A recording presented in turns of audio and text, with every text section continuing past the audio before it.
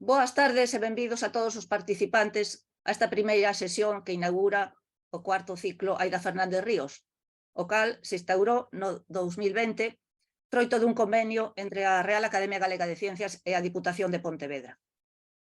Gustaríame lembrar que este ciclo leva por nome Aida Fernández Ríos, como homenaxe a esta brillante investigadora e académica falecida lamentablemente no ano 2015. Como sabedes, o obxectivo deste ciclo é despertar o interese da sociedade sobre temas de actualidade científica e tecnolóxica e con este obxectivo impartiránse 8 conferencias sobre temáticas moi variadas durante maio e xuño dirixidas ao gran público. Estas conferencias terán como relatores a investigadores e investigadoras de prestixio tanto das universidades galegas como de fora de Galicia, así como do CSIC e do Sergas. Ademais do bloque de conferencias, o ciclo inclúe outro bloque de charlas dirixido ao alumnado de ensino medio con fin de estimular as vocaciones científicas na mocidade. Hoxe comenzamos coa temática xeral de avances en novas terapias impartidas por dúas investigadoras brillantes en sus diferentes ámbitos, Concepción González Bello e María de la Fuente Freire, a quen lles agradezo a súa participación neste ciclo. Acompáñanos nesta sesión o presidente da Real Academia Galega de Ciencias, o profesor Juan Lema, que os dirixirá unhas palabras de saúdo. Cando quieras. Moi ben, bueno, boas tardes a todas e a todos. Un obxectivo fundamental da RAC é tratar de transmitir á sociedade o valor da ciencia. Unha das cousas máis fáciles de transmitir á sociedade este valor da ciencia é justamente transmitir as solucións a problemas que ten a sociedade e tamén de avisar, de alertar de posibles modificacións, de posibles riscos que pode haber nun plazo inmediato. Por lo tanto, este ano se configurouse coa Deputación de Pontevedra un programa que eu creo que é extraordinario.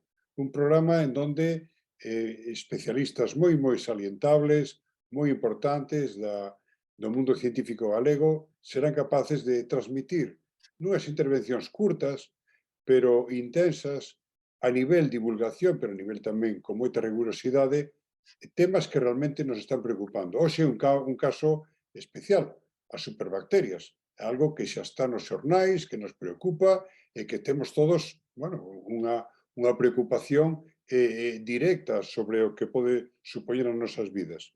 Este é un exemplo do que vimos atopar no ciclo de conferencias deste ano, que, como decía a coordinadora do ciclo, a profesora Alicia Estévez, coordinamos coa Diputación de Pontevedra, a quen lle agradecemos moitísimo, non só a súa cooperación económica, que é fundamental, sino tamén o seu interese directo na divulgación, que ten lugar en dúas fases. Unha sería a través destas conferencias e outra a través de visitas a centros educativos que terá lugar en unha fase posterior. Transmitir a ciencia tamén aos máis novos, aos cativos, é algo fundamental, porque de feito é a cadea de transmisión que teremos para os próximos anos. Sin máis, desexarlos a todos que as charlas sexan de moito interese, que as sigamos con todo interés, con toda a atención, e que, por suposto, ao final, estará aberta unha rolda de cuestións en onde podemos preguntar, neste caso, as dúas nosas expertas de hoxe, moi expertas, pois todas as cuestións que seguramente nos vayan salindo durante esta exposición. Así que, sin máis, Alicia, moitísimas gracias tamén a ti por o esforzo en preparar un programa tan atractivo. Muchas gracias, Juan.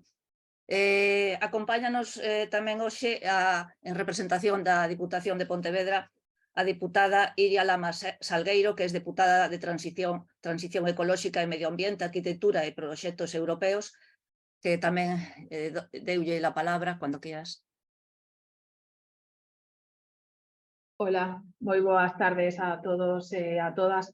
A verdade é que é un placer estar hoxe nesta presentación deste cuarto ciclo de conferencias que levamos a cabo dende a Diputación de Pontevedra, que a colaboración, se non podía ser de outra maneira, ca Real Academia Galega de Ciencias. A verdade é que os temas que sempre se buscan son temas de moito interés, temas moi vixentes e de gran expectación e inquietude por parte da poboación. Así o demostra os dos temas que temos hoxe, non? As superbacterias, na que se vai a tratar sobre todas as resistencias aos antibióticos que por un mal uso que ya estamos facendo pois dá lugar a unha serie de inconvenientes a hora de tratar certas enfermedades e a resistencia que temos aos tratamentos. E por outro lado, o tema que vai expoñer María de la Fuente Freira da nanotecnoloxía, non? Que está pendiente de que quedou demostrado que a creación desas vacunas do COVID-19 que como que todos aprendimos un pouco máis do que era o RN mensaxeiro e todos estes temas que se nos escapan un pouco a todos das mans. A verdade é que vai ser un placer escoitarvos, como non podía ser de outra maneira, dende a Diputación de Pontevedra sempre participamos, estamos abertos a calquera proposición que nos fagan da Real Academia Galega de Ciencias, como non podería ser de outra maneira, e sen máis, moitísimas grazas a aprender e disfrutar destas dúas grandes ponentes e destes temas que son tan atractivos. Moitas gracias a todos. Muchas gracias, Iria, por toda vuestra colaboración. Bueno, antes de dar la palabra y presentar a la primera ponente, me gustaría recordar un poco lo que ya indicó el presidente de la Academia, de que para todos los participantes, ¿no?, que están conectados, que pueden ir dejando sus preguntas o comentarios en la parte inferior en la web de la Academia. Bueno, pues sin más, paso a presentar a la primera ponente, a Concepción González Bello, que nos va a hablar sobre superbacterias, retos e novas estrategias terapéuticas. Concepción González Bello es catedrática de Química Orgánica por la Universidad de Santiago y forma parte del Centro Singular de Investigación en Química Biológica y Materiales Moleculares, el CICUS, de esta universidad, donde es la coordinadora del Grupo de Investigación de Referencia Competitiva de la Xunta de Galicia sobre inhibidores enzimáticos y herramientas químicas en biología. Su principal área de interés es el desarrollo de nuevas terapias para el tratamiento de las infecciones causadas por patógenos resistentes a múltiples fármacos. En particular, una de sus estrategias se centra en el diseño de nuevos compuestos capaces de interferir con procesos esenciales para la supervivencia de la bacteria dentro del hospedador. Por tanto, podemos decir que la investigación de Concepción González Bello está en confluencia entre la química y la biología, concretamente con la microbiología. La profesora González Bello realizó diferentes estancias de larga duración en centros de investigación de prestigio, como la Universidad de Gante, el Scripps Research Institute en La Joya, Estados Unidos, y en la Universidad de Cambridge. Concepción acredita una relevante actividad investigadora, siendo autora de gran número de artículos científicos, capítulos de libro y varias patentes europeas. Además, ha participado en numerosos proyectos, dirigido un importante número de tesis doctorales y ha sido y es editora o miembro del comité editorial de revistas de gran prestigio en el área de la química y en el área de la microbiología. Forma parte de la Junta Directiva de la Real Sociedad Española de Química y es miembro del Comité de Usuarios de la Red Española de Supercomputación. Desde 2019 es gestora de la Agencia Estatal de Investigación dentro del área de Ciencia y Tecnología Química. La trayectoria científica de Concepción González Bello ha sido reconocida en 2021 con la medalla Ignacio Rivas que otorga el Grupo Especializado de Química Orgánica de la Real Sociedad Española de Química. Bueno, después de este breve glosario de tu currículum, Concepción, cuando quieras.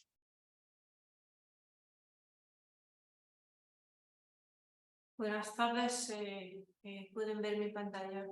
Sí.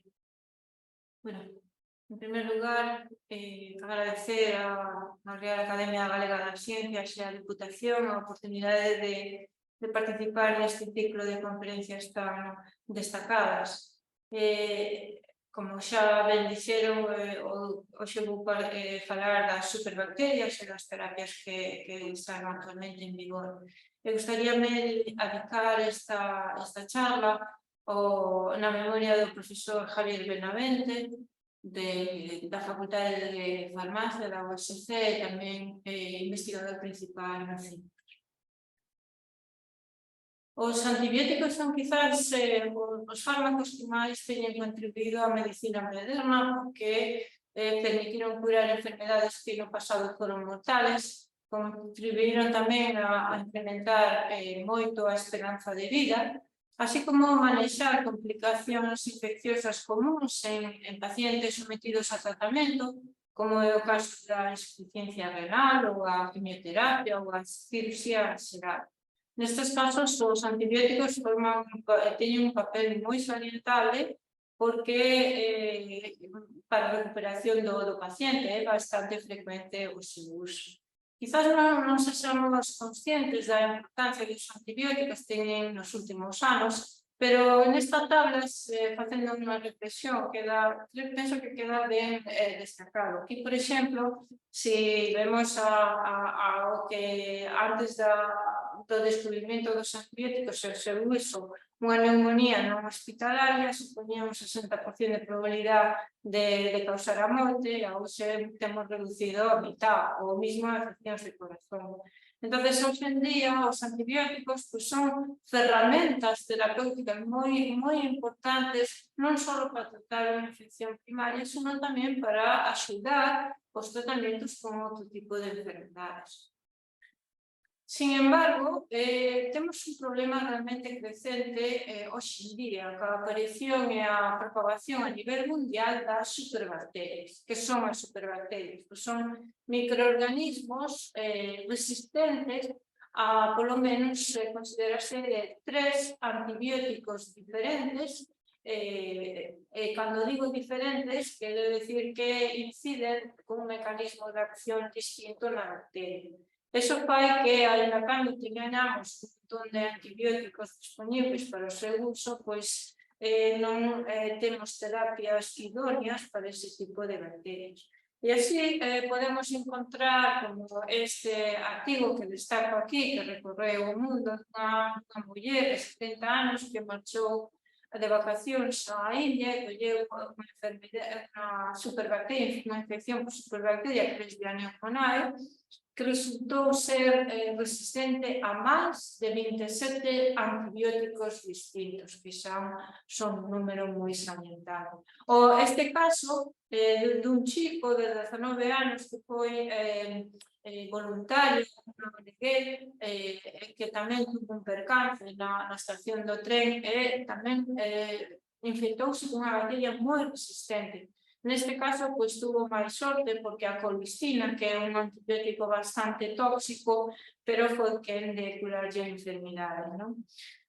Tampouco o COVID nos últimos anos nos axudou moito, porque foi un problema a nivel mundial. É bastante frecuente que unha neumonía vírica, logo, se é un proceso intenso, pois que desemboque nunha neumonía bacteriana que se trata con antibióticos e estos os utilizamos de forma masiva a nivel mundial. Entón, este problema das superbacterias que vai en aumento está se convertindo en un problema de saúde realmente importante porque temos que tratar de buscar solución. De feito, a Organización Mundial da Saúde, que está a realizar un seguimento moi axeitado desta enfermidade, destaca que de seguir así, deste ritmo de propagación das superbacterias, pois de cara ao ano 50, pois quizá poda causar máis desas superbacterias que causa o cáncer. As bacterias son resistentes, sempre van a ser resistentes, porque temos que pensar que o antibiótico que fai é matalas, entón é vivir ou morir. Entón, eso é algo que non o podemos pensar que o vamos solucionar. Pero sí que somos máis que responsables dos niveles de resistencia que temos hoxe en día, porque temos usado e abusado en moitos casos dos antibióticos, porque quizás non éramos moi conscientes do seu impacto a nivel global. Tampouco a industria farmacéutica axudounos moito, porque a partir dos anos 90 as grandes farmas non deixaron un pouco de lado as investigacións neste ámbito. A razón é fundamentalmente económica, levar un fármaco ao mercado é algo moi caro e as terapias con antibióticos pois, son de 5 a 8 días, entonces resulta máis productivo enfocarse en outras terapias máis crónicas se iso foi o caso. Ademais, existe a premisa actual de tratar de non utilizar os fármacos de última xeneración para só aqueles casos peores, digamos. Entón, eso vai un pouco en contra do que é a producción dunha empresa que, a fin de contas, son o que son eles. Tampouco temos sido moi innovadores, que o que fixemos ao longo dos anos é máis ben modificar esos fármacos que fomos descubrindo para facelos máis óptimos de cara a esas superbacterias, pero as bacterias siguen cambiando. Entonces, eso no longo prazo de tempo non resulta un método moi eficaz.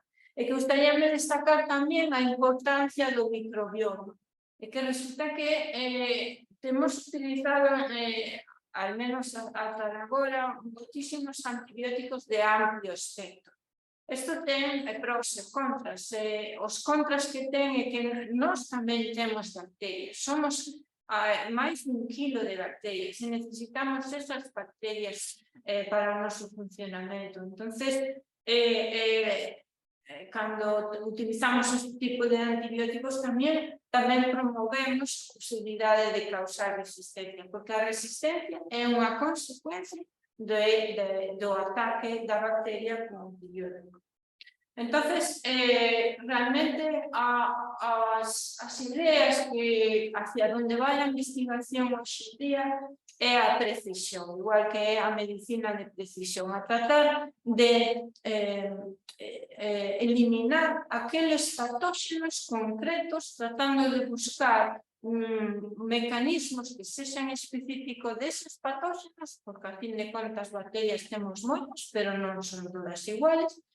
Entonces, tratar de buscar aqueles enzimas ou aquelas proteínas esenciais para ese patóxeno e funcionen de forma específica, en ser precisos, en solamente incidir sobre ese patóxeno. E cales patóxenos nos interesan máis? Pois a Organización Mundial da Saúde o ten claro, dun seguimento que fixe fai pouco sobre cales son os patóxenos que nos temos que centrar, que son os máis perigosos. Pois aquí temos esta lista que son Actinobacter baumannii, Actinosa e as enterobacterias, ademais de Mycobacterium tuberculosis, a bacteria que causa a tuberculosis. Estes patóxenos que son fundamentalmente típicos no ámbito hospitalario, pois son realmente un cuello de botella hoxe en día, porque en moitos casos non temos bons fármacos contra eles. Se poño aquí resistente a carbapenems. Carbapenems son, digamos, os antibióticos que temos aí como reservados para os casos extremos. En moitos casos, estas bacterias xa son capaces de destruir os antibióticos.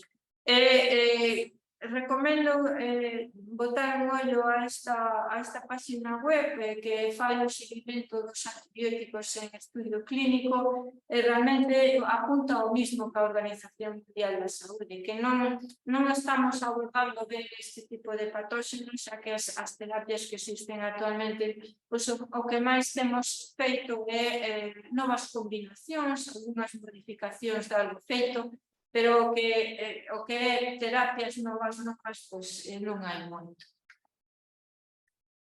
Mostro aquí 3 tipos de estrategias que son as que penso que están máis actualmente utilizándose e que os resultados están sendo moi prometedores.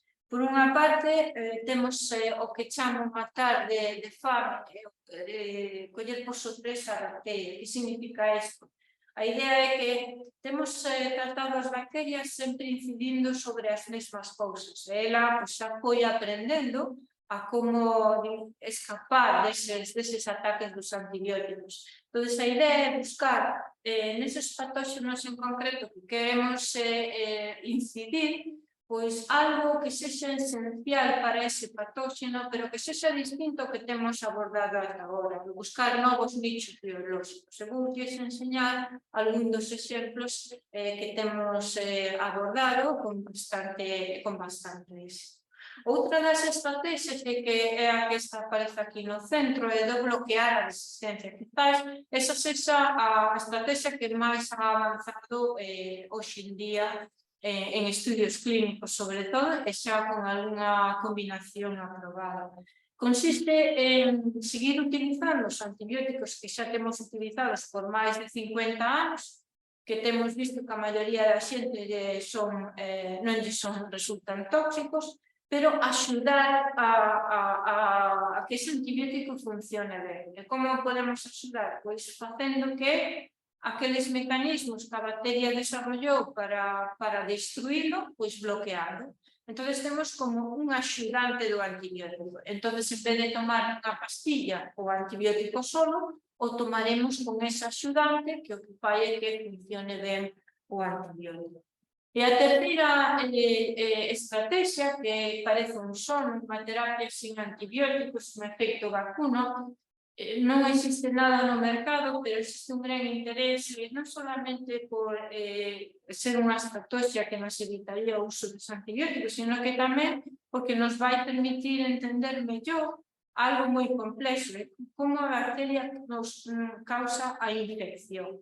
Entón, vou mostrar máis adiante como ten mecanismos bastante complexos de comunicación entre elas, e o que faríamos é tratar de que non se comuniquen para que o noso sistema inmune, que é a nosa mellor defensa, nos axude a lidiar ca enfermidade. De cara ao diseño e como químico que son, pois as cousas ten tornado moito a como se facían antes. Antes, a maioría das veces, era porque descubríronse así de repente ou porque viñeron de produtos naturales que se atopou que tiñan un causa-efecto favorable. Pero hoxe en día, máis ben, o que facemos é o diseño racional, aunque hai outras estrategias tamén.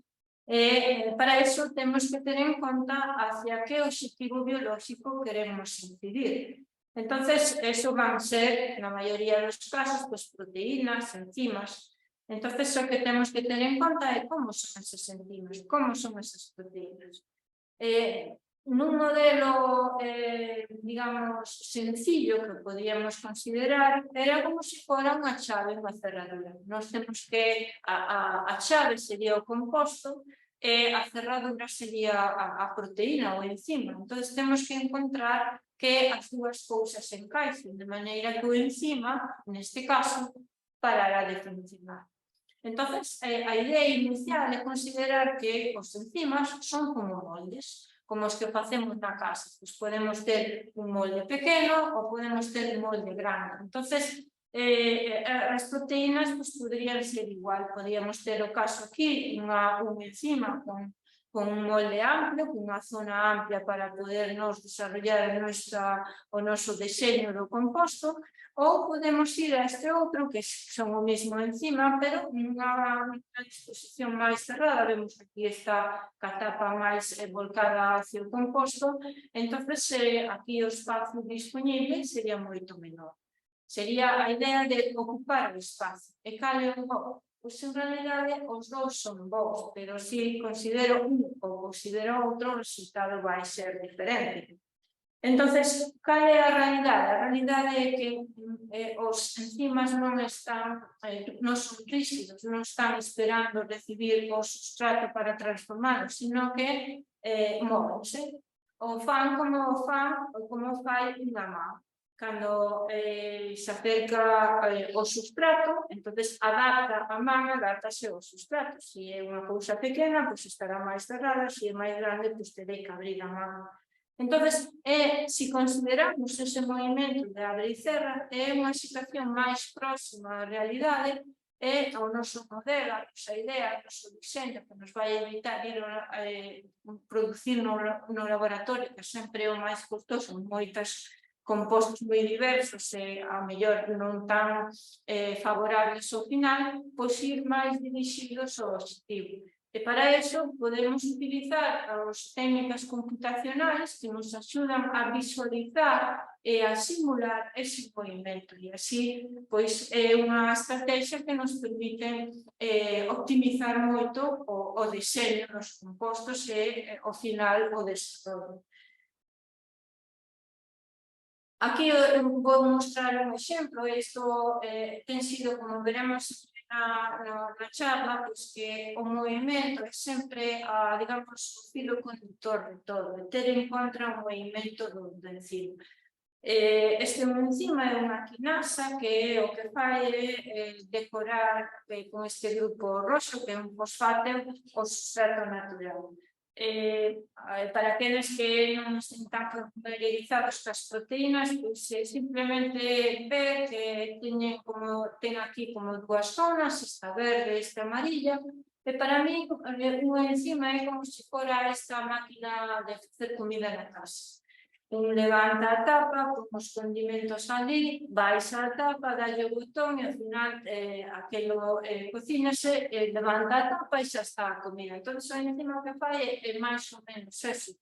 Está con a tapa levantada, chega ao substrato, a roupa ese composto, logo produces unha transformación e ten que volverse a abrir a tapa, porque necesita volver a reciclarse do sistema.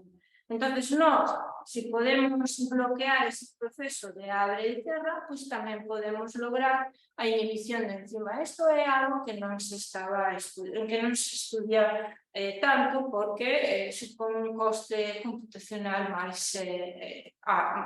maior. Aquí temos un exemplo de que movimento necesita realizar e que nos inspirou para desarrollar impos inhibidores deste enzima.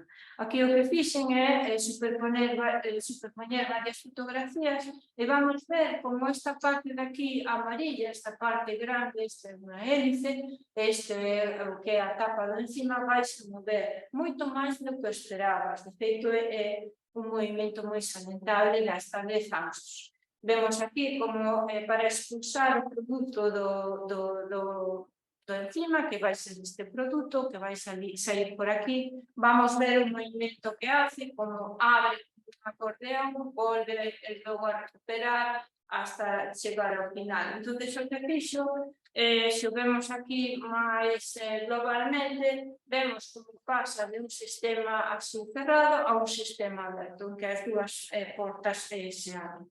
Se o comparamos con outro enzima doutra bacteria que fai a mesma reacción, vemos que é totalmente distinto. É iso que fai que unha sexa diferente a outra. Vemos aquí como o movimento da apertura é moito máis menor, feito esta parte de aquí é bastante menor. Que quere iso decir? Se comparamos globalmente neste vídeo, unha vai con unha acordeón, a abrecera, e outra é con un movimento de twist. Entón, iso o que nos permite é poder desarrollar compostos que inhiban o que queremos se acompañamos eso con movimento. Eso foi un pouco a idea que hai detrás desto. Bueno, pois se o enzima quere facer eso, que lle poño é unha especie de brazo, unha especie de porta, que bloquea ese movimento, simplemente decorando o substrato natural con este grupo que temos aquí en azul. Isto permite-nos chegar a valores de inhibición moi bons de nanomolar e con unha actividade in vitro moi salientable. Este é un enzima que está presente en Helicobacter pylori, que é a causante de grandes problemas estomacales e incluso o cancro de estómago. Outra idea pode ser, en vez de bloquear a súa apertura e cerro, manter sempre cerrado o sistema. E para iso, fixámonos como recoñece o enzima o substrato. E o que fai é como agarrar os grupos funcionales pola parte superior e pola parte inferior.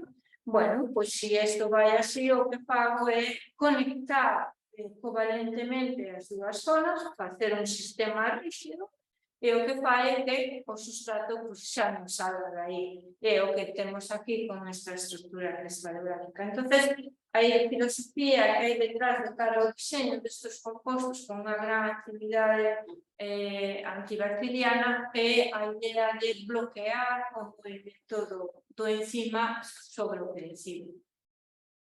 Este é outro exemplo en donde, en lugar de incidir sobre o centro activo, que é o centro onde ten lugar a reacción, pois o facemos noutra posición. Este é un enzima que produce a L-prolina, que é un mecanismo especial na bacteria Mycobacterium tuberculosis, e aquí temos esta parte onde vemos estes colores, aquí están os sustratos naturales, isto é de novo unha quinasa, e o que o que pensamos en facer en bloquear esta zona, porque desta maneira o que fai é cerrar o centro activo a base de como se tuviéramos unha pedra natural da habitación que empuxa hacia o centro activo, e o que fai é que aquí xa vamos ver que non vai entrar o composto. Esta é un pouco a idea, este tipo de compostos se sitúan en esta parte de interfase, o que fai é distorsionar a capacidade de catálisis aquí do enzima. Entón, é un pouco a filosofía que vai incidir en este tipo de compostos con un mecanismo de acción novedoso. Como lles decía, outra das estrategias moi importantes é a utilización de potenciadores dos antibióticos activantes.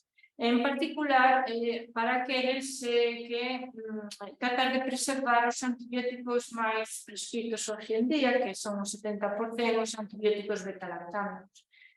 Resulta que as superbacterias van a producir a carta, según sexan tratadas cos antibióticos, destas beta-lactamasas, que o que fai é romper a mitade o antibiótico. Entón, a idea é incluir, ademais do antibiótico, un composto que bloquee a resistencia. O problema destas superbacterias é que producen un pouco casi de todo, beta-lactamasas de moi diferente tipo, como vemos aquí, pois unhas que teñen un centro activo moi grande, outro con unha polaridade especial, outras que teñen aquí este canal e con un químico, e os farmacéuticos tamén, pois é moi difícil encontrar un composto que se saque de inhibir todos eles. Entón, esos son un pouco os hándicaps ao que nos enfrentamos.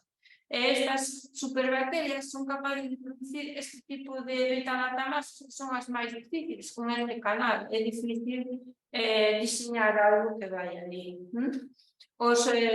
Aquí, para dar unha idea de como funcionan as beta-lactamasas e como mutan conforme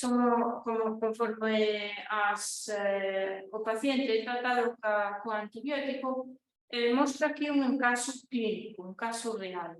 Isto de un brote que hubo no hospital do sur, que desafortunadamente os pacientes todos falleceron, teñan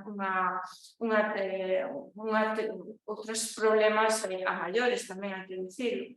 Pois temos que pensar que o problema da resistencia vai expandíndose, vamos tendo cada vez bacterias máis resistentes, pero tamén non é unha cousa de tempo, non é unha cousa de este ano co ano que ven, senón que ocorre conforme vamos tomando un antibiótico.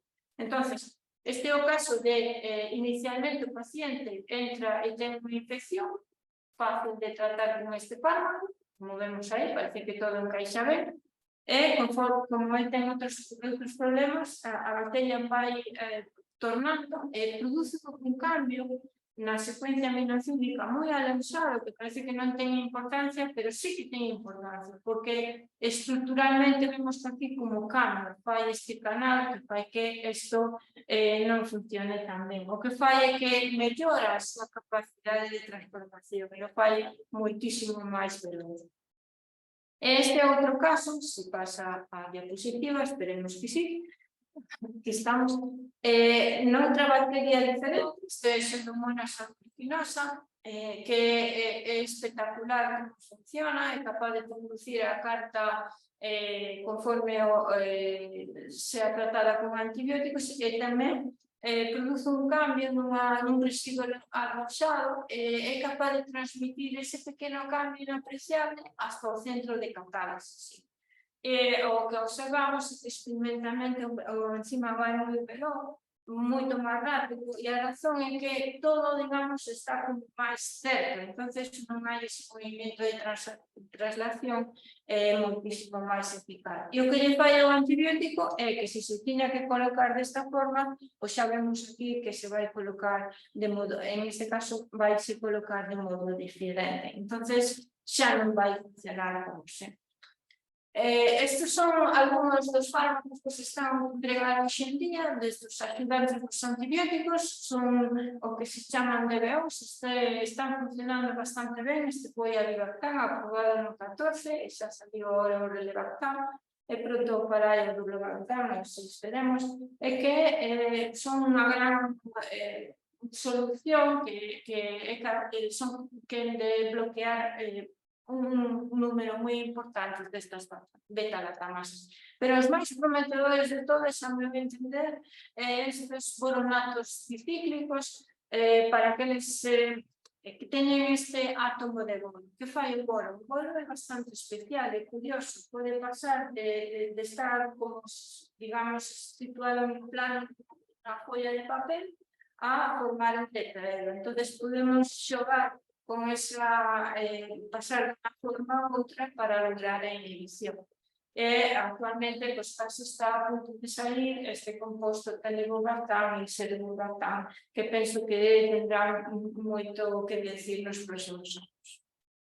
Que estamos facendo nós neste ámbito? Pois nos fixamos que as bacterias necesitan ferro tamén, igual que nós, para vivir. Pero teñen un mecanismo especial de captar ese ferro do entorno.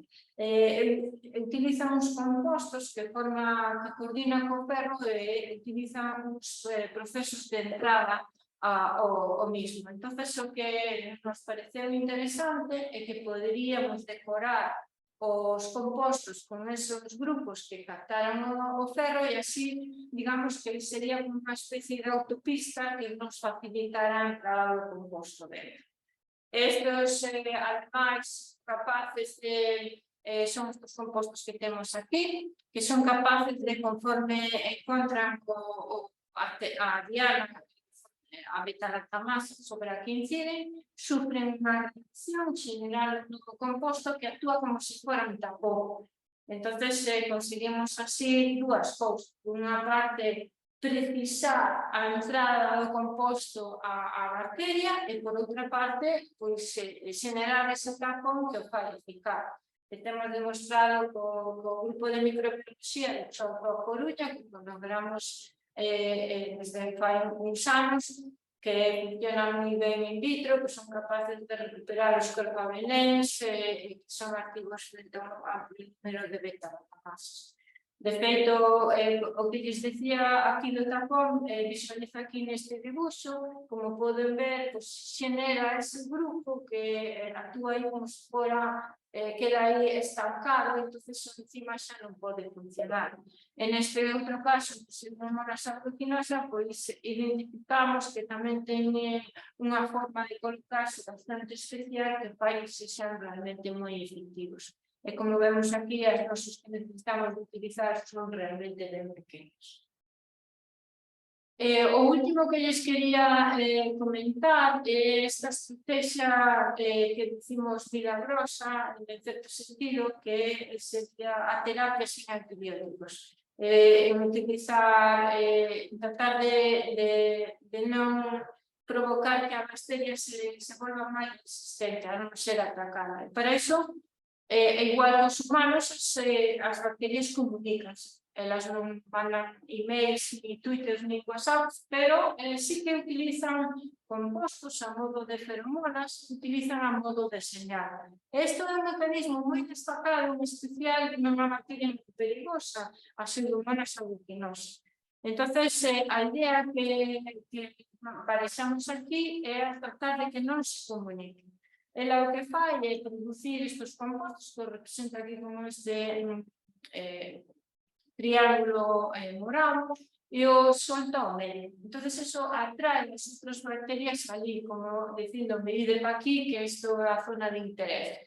Entonces, cando hai un núcleo de bacterias suficiente, dícese que alcánzase o quórum, entonces esos compostos entran de novo á bacteria e cando desencadena todo ese proceso explosivo que decimos que esa bacteria é moi virulenta, porque toda a maquinaria de infección desencadenase. Entonces a idea é engañar a bacteria de forma que non se sea capaz de producir esos compostos ou al menos que esa activación da virulencia non teña lugar. E para iso nos temos fixado en varias enzimas e proteínas que utilizan esos mecanismos de comunicación e aquí mostro un exemplo.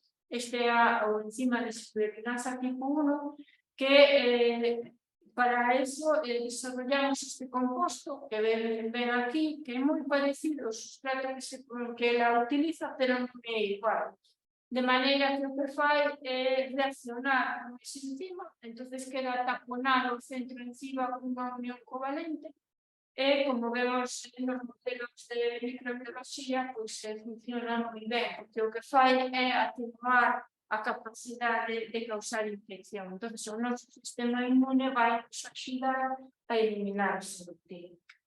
Este é un mecanismo moi curioso, realmente, porque o que decimos que é un composto suicida, porque o que fai é que nós introducimos este composto que vemos aquí, con este marca en azul, e o que fai é engañamos ao enzima de maneira que xenera outro que lle resulta mortal, de forma este epóxido, e que é finalmente o que reacciona. Entonces, é un proceso de automigración e utilizamos os estudios computacionais que nos permitiron definir ben ese diseño. E xa para finalizar, gustaríame mandar un mensaxe de cara a todos, porque a catástrofe do COVID-19 tuvo moitos aspectos negativos, pero pensando en positivo, penso que puxo de manifesto a importancia das enfermedades infecciosas, a necesidade de controlar esos agentes infecciosos para manter a saúde global e tamén a economía. Parece que os políticos solamente pensan na economía, que por moito que programos os científicos é imposible desarrollar algo para mañá, que temos que coñecer o que nos enfrentamos, ese coñecimiento básico tan importante para diseñar algo racional, algo bo. A resistencia aos antibióticos dispersa máis lentamente, afortunadamente, pero a evolución que estamos a ver das superbacterias é algo impacable que temos que tratar de apaciguar.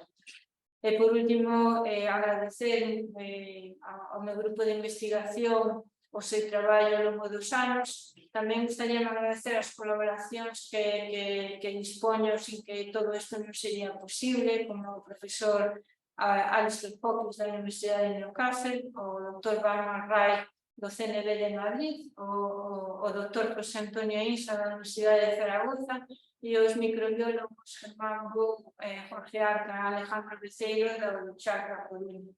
Agradecer a financiación recibida tanto do Goberno español como do país, como non o Centro de Supercomputación de Galicia, sin que non sería posible ninguna dos estudios que se teña presentado aquí. Agradecer unha vez máis a invitación e moitas gracias a todos por asistir. Muchas gracias, Concepción, por esta estupenda ponencia, muy divulgativa, y hasta me recordó muchos aspectos de los que incido yo cuando doy clase, ¿no?, de microbiología. Espero que si hay algún alumno escuchando, pues tome nota, ¿no?, de todas tus enseñanzas. Y como has dicho, bueno, queda claro, ¿no?, de todas maneras las bacterias son más listas que nosotros y van a evolucionar mucho más rápido antes de que muchas de nuestras estrategias puedan llegar a a la clínica, pero bueno, hay que seguir investigando.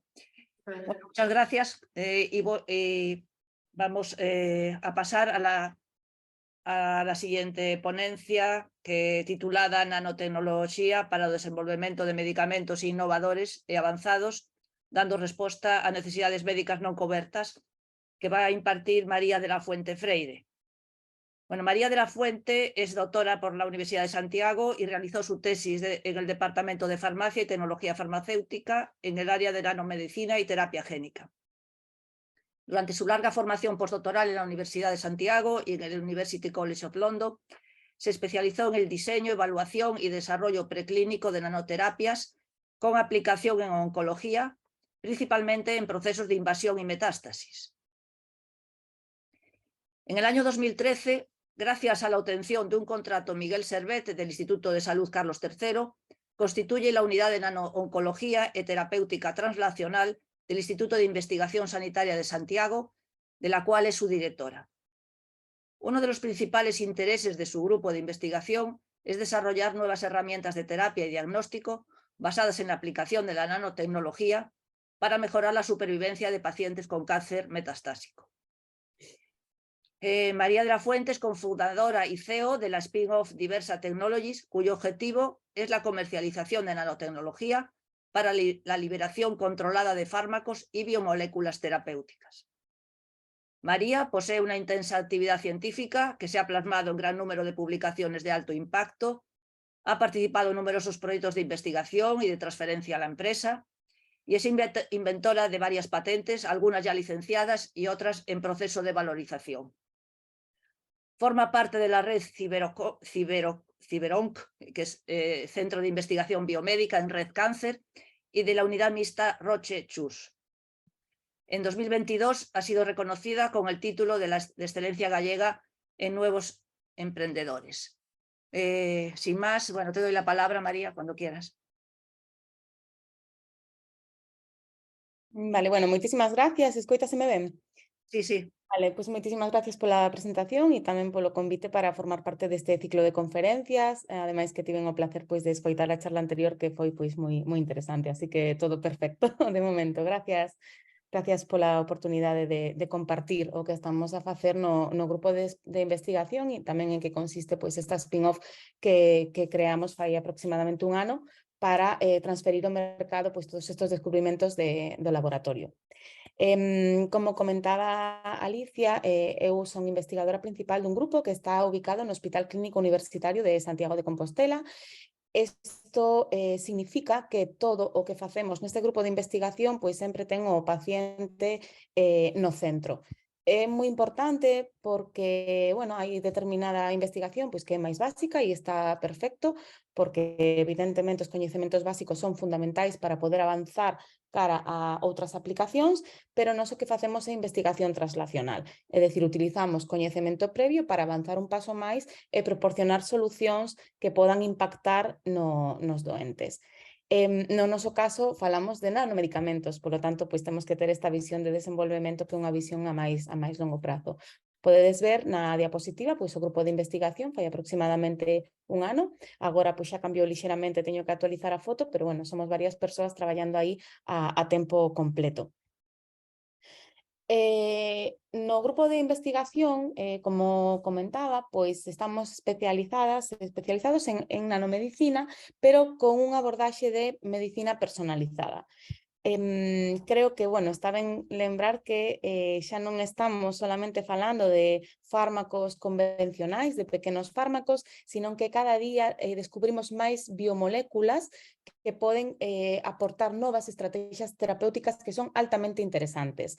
Por exemplo, pois falamos agora de proteínas, de péptidos, de ácidos nucleicos, decir que gracias á aprobación das vacunas COVID, precisamente, pois agora xa se fala do ARN mensaxeiro e de todas as oportunidades que está xerando traballar con este tipo de moléculas. Pois ben, tanto as pequenas moléculas como as moléculas biomoléculas ofrecen a oportunidade de dirixirse cara a dianas moi concretas. Isto permite que cada vez máis tendamos a seleccionar aqueles pacientes que poden beneficiarse dunha terapia en concreto e o que coñecemos como medicina personalizada, tratar de dar a cada paciente o que precisa en función do estado da súa enfermidade. É un gran reto, xa se está facendo en moitas áreas terapéuticas e temos que ir en esa dirección pois por varias razóns, porque vamos cara a tratamentos moito máis eficaces e moito máis seguros.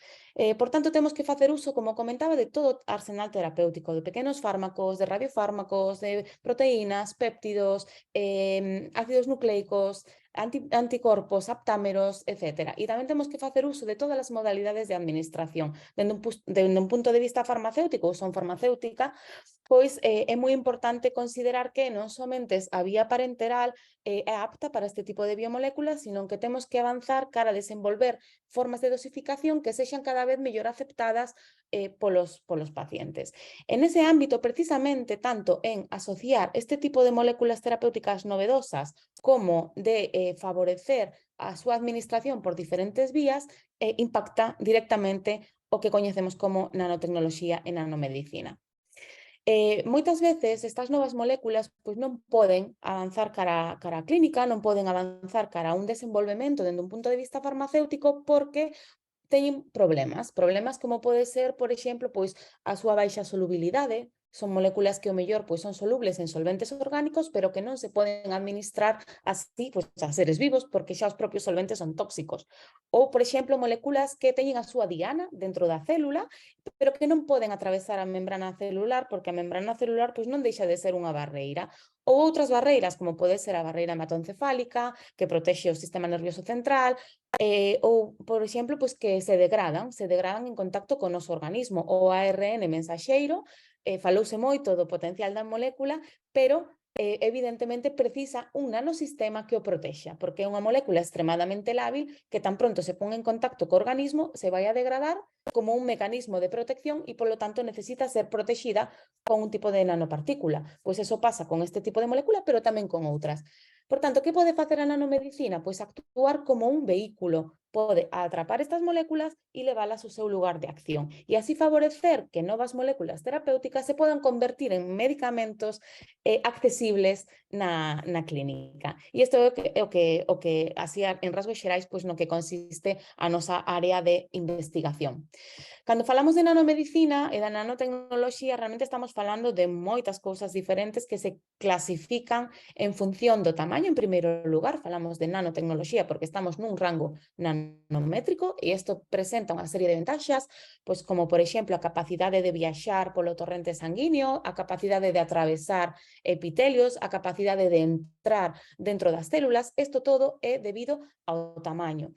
Pero, ademais, hai diferentes composicións. Isto é un esquema moi xeral, pois falamos de liposomas, de nanocápsulas, de micelas, e isto con materiais orgánicos, lípidos, polímeros, pero tamén hai partículas inorgánicas, de ouro, de carbón, e de outros materiais, e evidentemente pois hai que entender que pode aportar cada tipo de composición e para cada indicación ou cada aplicación que é o que precisamos empregar. Ademais, o comportamento das nanopartículas no organismo pois depende de moitos factores, pois tanto dende un punto de vista de estabilidade, dependendo dos materiais que empreguemos para formular temos partículas que son máis estables ou menos estables, como dende un punto de vista de comportamento físico, o tempo de circulación, a capacidade de interaccionar con determinadas células, etc., ou ambiental. Hai diferentes factores que poden condicionar que sexan máis ou menos eficaces. Por tanto, é todo un diseño, toda unha ciencia, hai moitísima xente cada vez máis, afortunadamente, traballando neste campo de estudio e, pois vamos facendo diferentes contribucións en función das necesidades identificadas. No noso grupo de investigación, que quixemos facer? Pois quixemos traballar sempre, como comentaba, estamos nun hospital e temos esa perspectiva translacional, quixemos traballar sempre dende unha perspectiva de transferencia, diseñar un tipo de nanopartículas que pudesen ser trasladadas á clínica. Polo tanto, que quixemos facer? Pois primeiro, analizar que tipo de nanomedicamentos xa están na clínica e cales teñen máis dificultade no seu acceso. A nivel de complexidade, a día de hoxe é posible diseñar nanosistemas moi interesantes, con moitísimas capacidades, moi complexos, e iso está super ben, porque ademais, dende ese punto de vista, pues, aprendemos a manexar a materia a esta escala, e ademais, pues, hai un montón de aplicacións que se poden derivar, pues, destos nanosistemas tan complexos. Pero dende un punto de vista de formulación farmacéutica, o que vemos na clínica son formulacións, pois, moi simples, sinxelas, a base de lípidos ou polímeros biocompatibles, biodegradables. Polo tanto, no grupo de investigación, tras observar este escenario, decidimos plantexarnos traballar pois, con sistemas moi simples e moi sinxelos. Que fixemos? Pois desenvolvemos unha tecnoloxía que se pode preparar dunha forma moi sinxela, como podedes ver no vídeo, básicamente mesturando componentes sin necesidade de empregar pois, nin altas enerxías, nin solventes tóxicos, nin excipientes que podan introducir toxicidade, e ademais empregamos lípidos que xa están aprobados en outro tipo de formulacións farmacéuticas como excipientes, pero que en combinación dan lugar a nanosistemas moi estables. E esta combinación en particular pois fixo posible que, a pesar da simplicidade, pudésemos patentar a innovación e pudésemos comenzar a explorar que podíamos facer con un sistema tan estable, tan sencillo, tan sinxelo e tan biocompatible. Dentro de primeiras etapas, pois empezamos a facer estudios de estabilidade. Quixemos entender se esa estabilidade que veíamos a poucos días pois se prolongaba no tempo. Por qué? Porque para transferir este tipo de tecnoloxía e para que teña unha aplicación, temos que pensar pois un poquinho máis aló. As formulacións van a ter que ser almacenadas, van a ter que ser transportadas, hai que cumprir pois unha serie de criterios. Ademais, quixemos explorar como de estables eran en diferentes fluidos fisiolóxicos, pois en plasma, en fluido lacrimal simulado, fluido sinovial. Por qué? Porque así tamén nos dá unha idea de cales poden ser as diferentes aplicacións para as que podemos optimizar a nosa tecnoloxía. E volvemos a pensar na medicina personalizada e no elevado número de necesidades terapéuticas que todavía hai que cubrir. Queremos unha formulación versátil que podamos adaptar para diferentes ámbitos, dependendo do tipo de activo, do tipo de principio activo e de molécula activa coa que queiramos traballar. Ademais, bueno, como comentaba, pois é unha formulación que está diseñada desde un punto de vista de seguridade, empregando lípidos que xa se coñece que son seguros, pero en combinación pois tamén fixemos os nosos test. Observamos que nin en cultivos celulares presentaba toxicidade a concentracións altas, nin en ratos, cando inxectábamos a formulación de maneira consecutiva durante varias veces non chegamos a observar ningún tipo de toxicidade, e incluso en colaboración con grupo en Lugo da Universidade de Santiago, pois tamén observamos que non existía toxicidade en embrións de peixe cebra, que son modelos que se están empregando pois para diferentes ámbitos tamén, incluso pois no textil, en outros ámbitos de análisis de toxicidade de novos componentes. Este é un resumen, fixemos tamén en colaboración con grupo do CICUS, pois estudios de simulación computacional, donde observamos que efectivamente podíamos atrapar diferentes tipos de moléculas terapéuticas, variando mínimamente pois a composición, incrementando, modulando o ratio dos componentes, si máis esfingomilina, máis vitamina E, ou poñendo un componente adicional, que non complicaba a formulación nin incrementaba a toxicidade, pero si nos permite asociar pois máis moléculas terapéuticas. Que temos en conclusión? Pois un tipo de nanopartícula que probamos que podemos asociar pequenos fármacos, proteínas, péptidos e ácidos nucleicos. Isto é un exemplo, unha tabla de exemplo de diferentes tipos de moléculas terapéuticas que asociamos con diferentes pesos moleculares, con diferentes masas, e chegamos a avaliar, bueno, pois en diferentes modelos, por exemplo, pois estamos vendo un esferoide que xira e vemos como estas partículas son capaces de penetrar dentro do esferoide, de chegar incluso ás células que están máis a cara ao interior, que son pouco accesibles, coas nosas nanopartículas e liberar os fármacos asociados. Temos pois, diferentes estudios, in vitro e in vivo, onde probamos a eficacia con algúns destes medicamentos. Por outra parte, tamén quixemos probar pois, péptidos, tamén quixemos probar proteínas, por exemplo, no caso de proteínas, pois temos diferentes asociacións, isto está no marco dunha tese doutoral, bueno, en xeral todo o traballo deu lugar a publicacións científicas e a tesis doutorais, Y neste caso, bueno, pues probamos diferentes proteínas e vemos que podemos asocialas independentemente do peso molecular e do punto isoeléctrico. E fixemos pois tamén estudios in vitro e estudios in vivo. E tamén estamos traballando en terapia xénica. E ademais optimizamos a formulación para imaxe molecular. Este estudio foi publicado recentemente nun xornal de referencia no campo, donde puidemos seguir un péptido marcado con circonio para diferentes indicacións. No artículo en concreto, pois era unha administración intraarticular, neste caso, pois estamos mostrando unha administración intravenosa, pero de aí que se podan derivar diferentes aplicacións. Colaboramos pois con xente do equipo de imaxe molecular e do CIMUS para facer estes experimentos, así como de outras institucións. Probamos, ademais de circonio, probamos nanopartículas magnéticas, encapsulamos nanopartículas magnéticas para poder seguir por resonancia magnética, probamos con outros radioisótopos como galio. En xeral, ao final, o que temos é unha plataforma, como podedes ver, pois altamente versátil, que se pode adaptar para diagnóstico, para teranóstico ou incluso para diagnóstico, para terapia e incluso para teranóstico. A eficacia, bueno, pues demostrámola in vitro, en diferentes experimentos, tamén en modelos animais in vivo. E aquí, bueno, pues hai un resume do traballo pues, que levamos feito ata o momento. Como comentaba, abaixo podedes ver as diferentes publicacións científicas e temos pues, datos superinteresantes tanto para imaxe molecular, para terapia ou para direccionamento de fármacos. Un exemplo de proxecto por ir un pouco ao detalle, para poñer un exemplo, porque como comentaban ao principio na miña introducción, pois nós estamos abordando no grupo de investigación o reto das metástasis, é o gran problema en cancro, cando hai metástasis todo se complica moitísimo, a supervivencia decae, e polo tanto pois é un tema que nós estamos especialmente interesados en abordar. Como facemos? Pois temos diferentes colaboracións no marco do Hospital Clínico e tamén no marco da rede Ciberonc para especializarnos e buscar respostas para diferentes tipos de tumores. Por exemplo, en cancro de pulmón, pois fixemos un proxecto de investigación, un consorcio europeo onde colaborábamos con diferentes institucións en diferentes países que chamamos Metastar, porque o que queríamos era dirixir partículas a metástasis, targeting metástasis. Este proxecto de investigación acaba de rematar, estamos agora analizando os últimos datos e vou resumir pois, como en poucas diapositivas polo tempo, pero basicamente comeza pola identificación en colaboración con grupos translacionais e clínicos do Hospital de Santiago dunha nova diana terapéutica. Unha vez identificada esta nova diana terapéutica, o que observamos é que estábamos na presencia dun novo biomarcador, unha nova diana que se expresa a nivel da membrana celular das células metastásicas, esas células que abandonan o tumor primario e se van a órganos distales provocando as metástasis.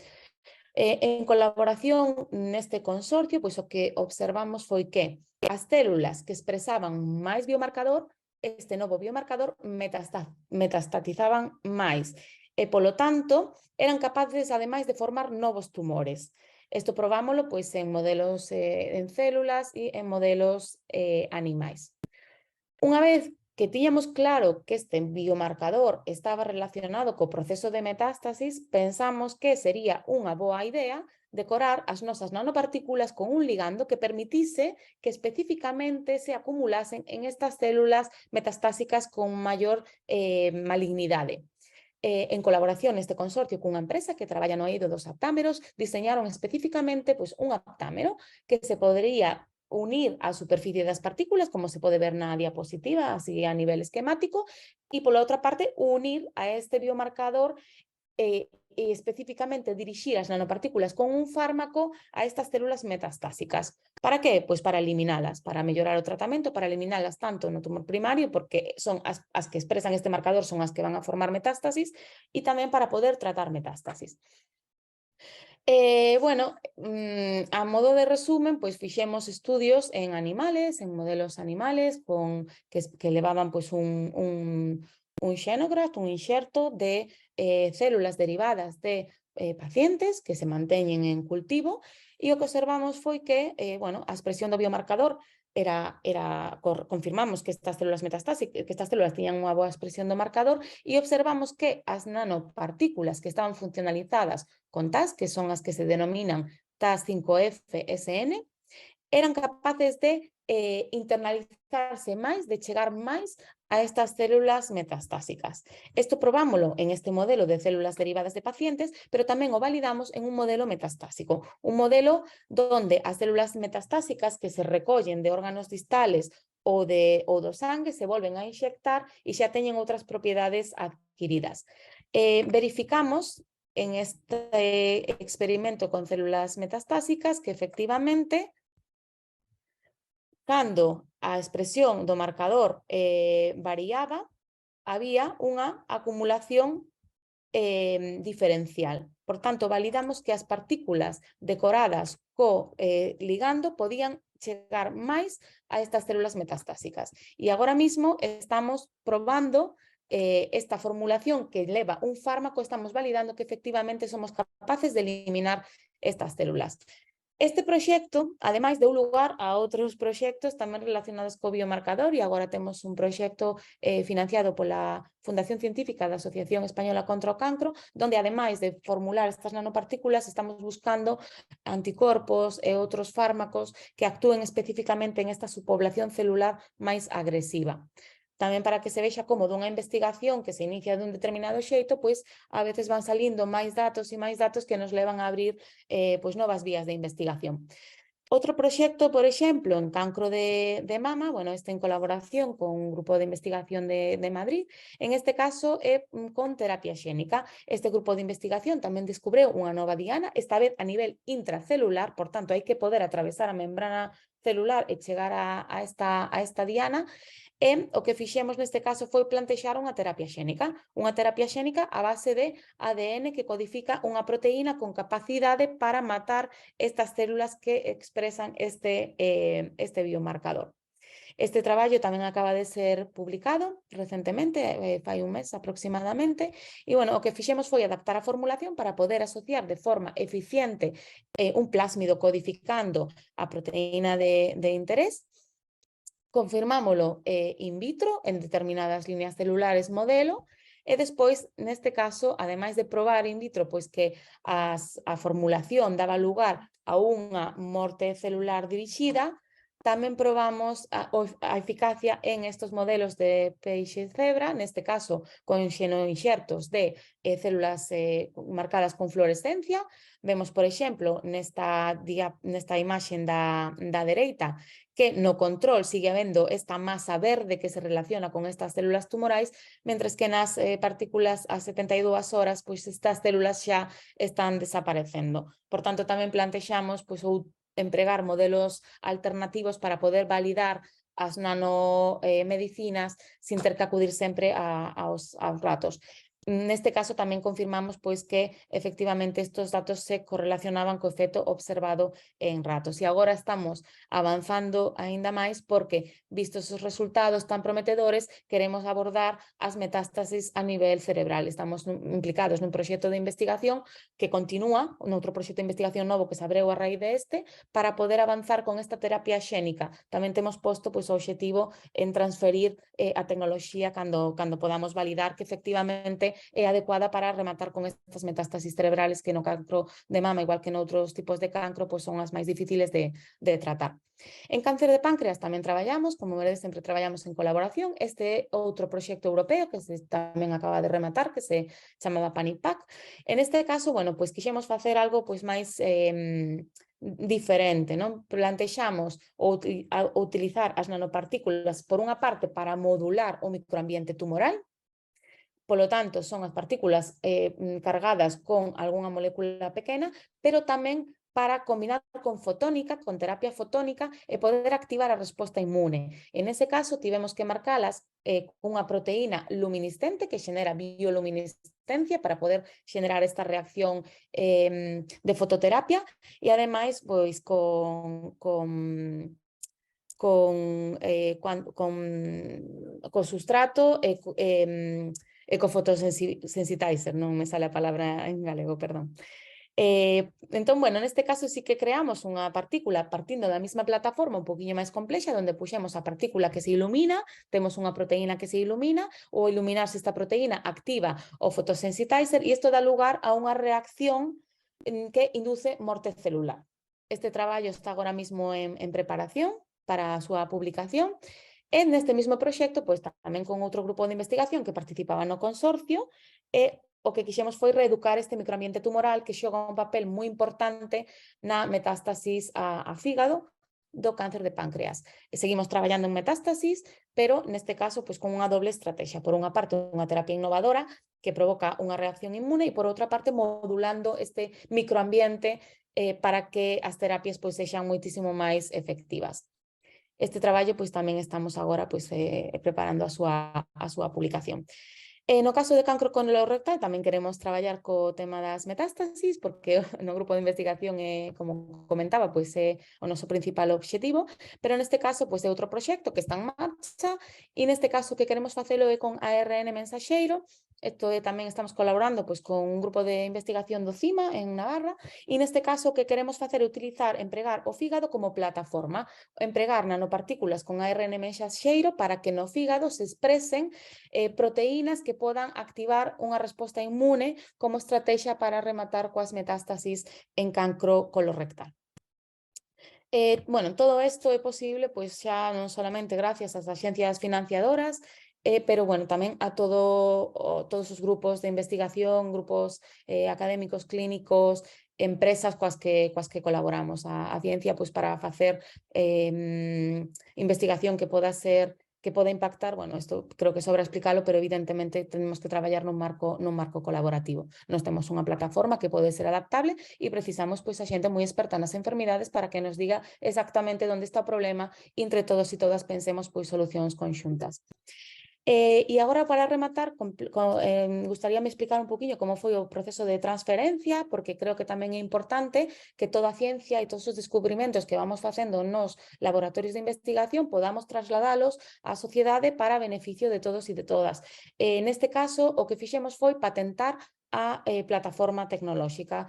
Temos unha patente en Europa e temos esta patente tamén extendida a diferentes territorios e algún tipo de análisis feito pois, para entender se temos liberdade ou non de comercialización, etc. Foi moi importante patentar esta tecnoloxía para poder trasladala ao mercado e para poder comenzar a comercializala. Que fixemos cando decidimos pois, que era unha tecnoloxía que merecía a pena pois, ser sacada do laboratorio para seguir avanzando cara a clínica? Empezamos a pedir proxectos específicos para transferencia de tecnoloxía. Destacar, por exemplo, o programa Inicia da Xunta de Galicia, que é un programa de valorización que precisamente busca sacar as ideas do laboratorio e poder acercalas, achegalas un poquinho máis ao mercado. Pero tamén pedimos outro tipo de fondos, pois, por exemplo, a Caixa Impuls, o Instituto de Saúde Carlos III, que son especificamente para a transferencia de tecnoloxía. Cal é a diferencia? Que os datos científicos que xa temos no laboratorio hai que validalos para confirmar que son robustos e para entender como podemos mellorar o produto e hai que transformalos nun produto. Pero, ademais, hai que entender como funciona este proceso de transferencia e estes proxectos permiten pois, empezar a crear este ecosistema dentro do grupo para poder ir construindo o que é pois, tanto a licencia dun determinado produto a unha empresa como a constitución pois, dunha spin-off. Neste caso, pois, optamos por constituir unha spin-off. Pero, ademais de fondos para para transferencia de tecnoloxía, tamén decidimos pois, participar en determinados programas de apoio, pois, como pode ser o programa Bioincubatec, aquí en Santiago de Compostela, outros programas a nivel o Spin Up, que foi promovido pola Cámara de Comercio de Santiago, e polo IGAPE, e outros programas como Panacea ou Health Tech que son a nivel internacional. E tamén apoiarnos pois, en asociacións de empresas biotecnolóxicas que nos brindaron pois, un apoio enorme dende o principio, como pode ser, e cabe destacar, a Asociación de Empresas Biotecnolóxicas Galegas. Unha vez que pedimos estos fondos para transferencia de tecnoloxía, empezamos a construir e creo que 2 anos despois naceu Diversa. Diversa é unha compañía que está ubicada en Santiago, estamos incubadas, é unha empresa incubada no Hospital Clínico de Santiago, pero con vocación internacional. O que queremos é aportar solucións a nosa tecnoloxía que poda aportar solucións a nivel global. o que queremos é, pois, o que mostraba na diapositiva do principio, poder axudar a que todas estas moléculas con moita potencialidade se podan chegar a convertir en medicamentos. Como? Axudando a superar todas estas barreiras que limitan a súa transferencia.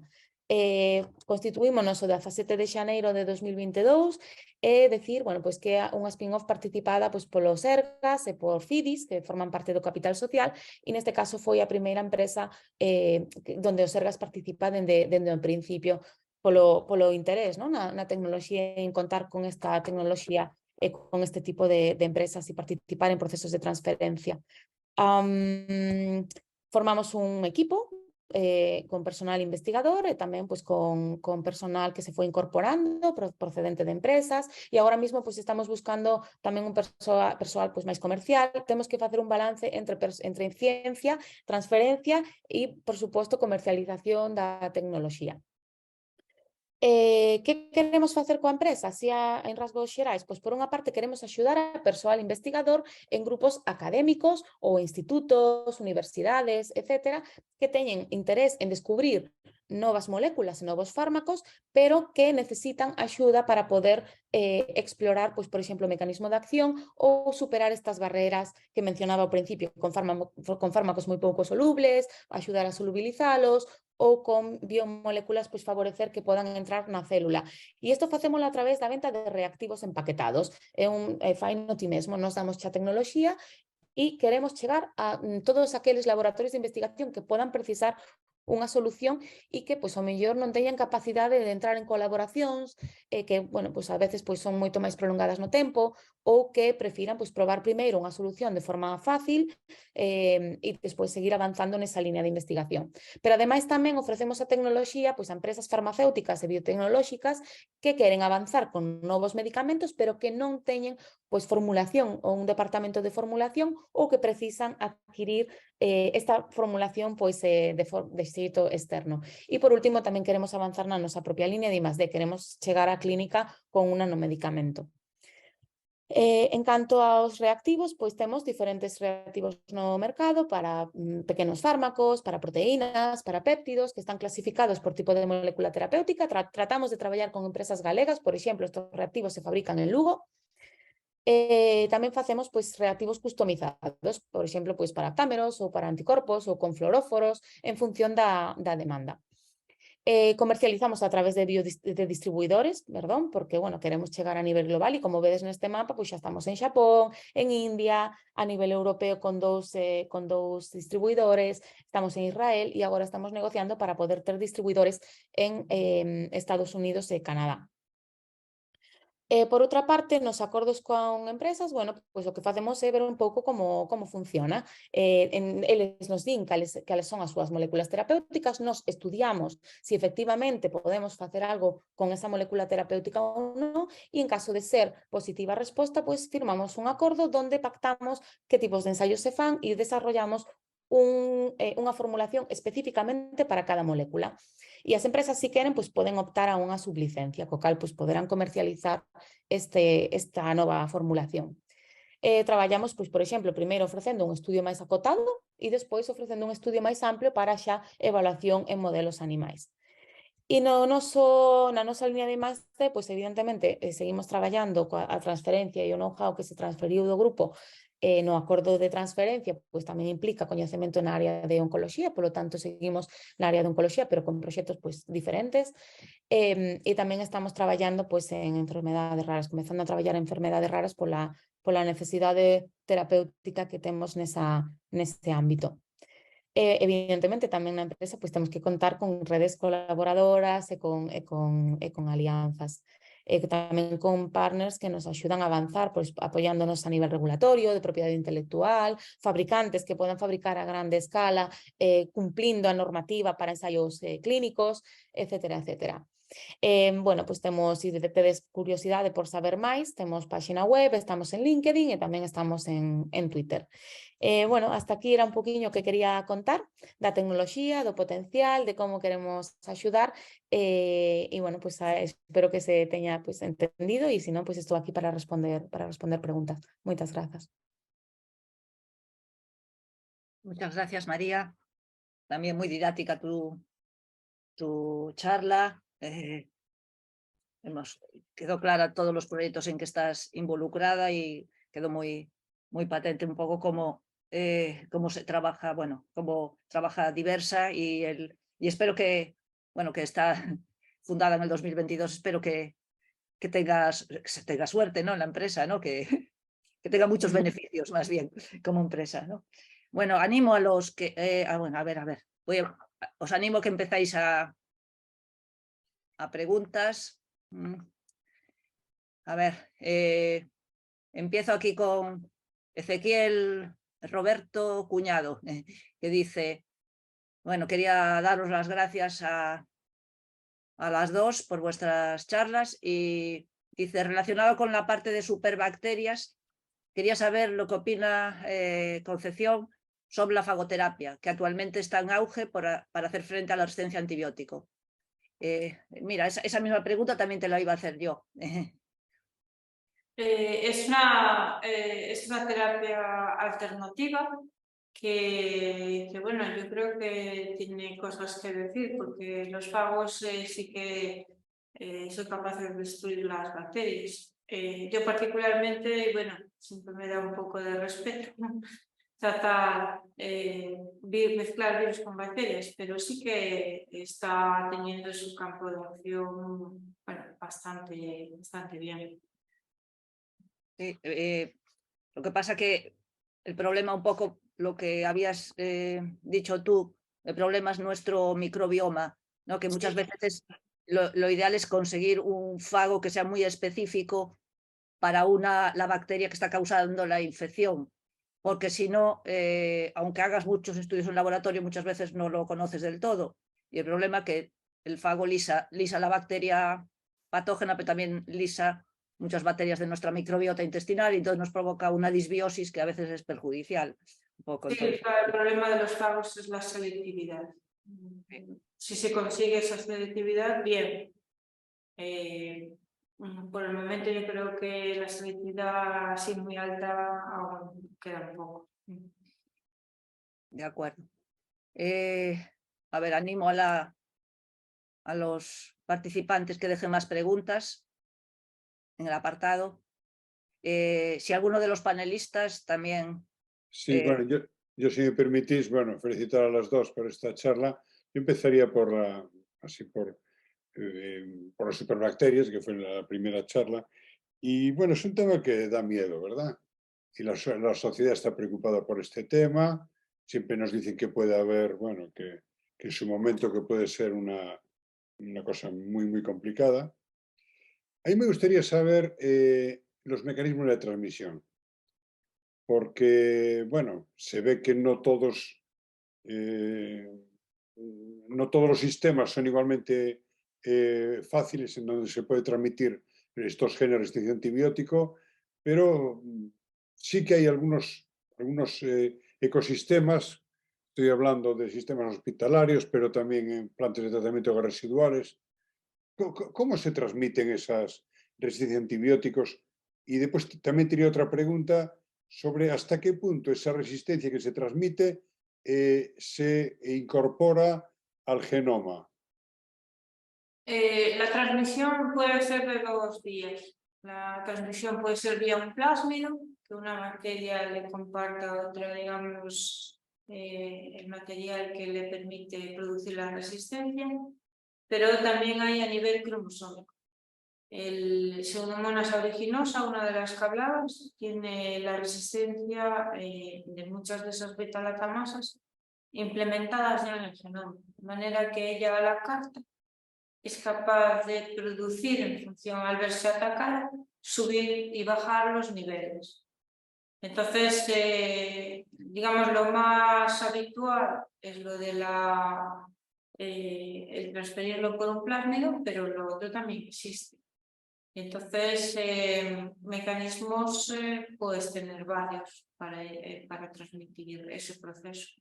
A mí lo que más repelús da es el que ya lo tenga incorporado a nivel genético en el cromosoma. Hay beta-lactamasas que son cromosómicas. Una de las que enseñaba era de esas características.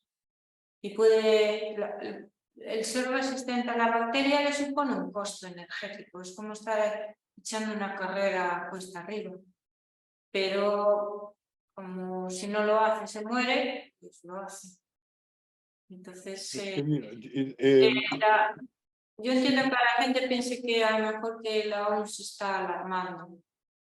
Es que uno tiene que pasar por el hospital y no se da cuenta de lo que hay. A veces da un poco de miedo.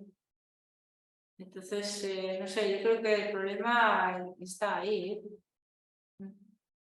Mira, porque una curiosidad que nos pasa, estamos monitorizando los genes de resistencia a antibióticos en depuradoras en Galicia y nos encontramos que uno que aparece bastante frecuentemente es justamente un gen que codifica la resistencia al sulfametoxazol, sabiendo que el sulfametoxazol no es exactamente un antibiótico, pero bueno, que hace mucho que no se utiliza.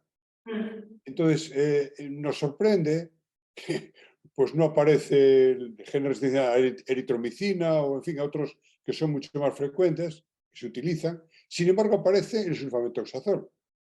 Entonces, la pregunta, bueno, la explicación que nos damos es que esto seguramente en su día, cuando las sulfamidas se utilizaron de una manera muy importante, pues que de alguna manera eso quedó incorporado al material genético y está ahí, que a lo mejor no se expresa, porque es en otra parte, ¿no?